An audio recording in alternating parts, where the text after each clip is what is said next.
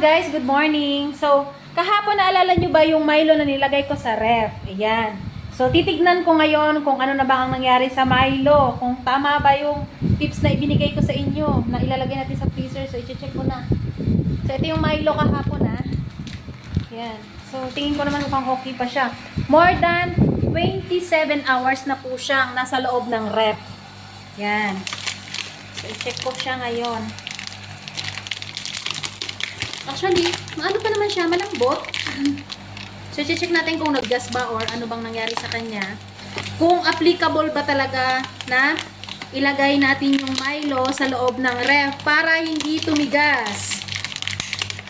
So, wait lang. Medyo mahirap.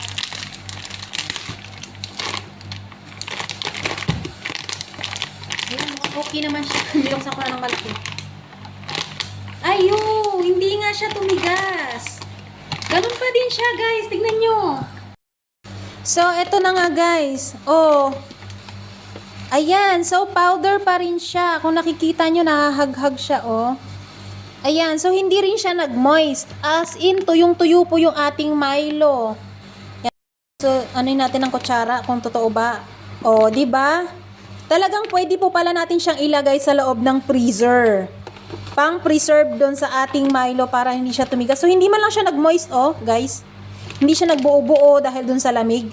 Magandang tips to para sa akin at magandang tips din to para sa inyong lahat, sa mga mahilig sa Milo. So, ibalik natin ulit sa freezer. So, ganun lang pala, guys, ang gawin nyo sa Milo. Pero i-sealed yung ganito, oh, para hindi siya matapon. Yan. So, sharing is caring pa din. So, good vibes and then, try nyo na din. Para hindi masayang ang ating Milo at hindi maitapon.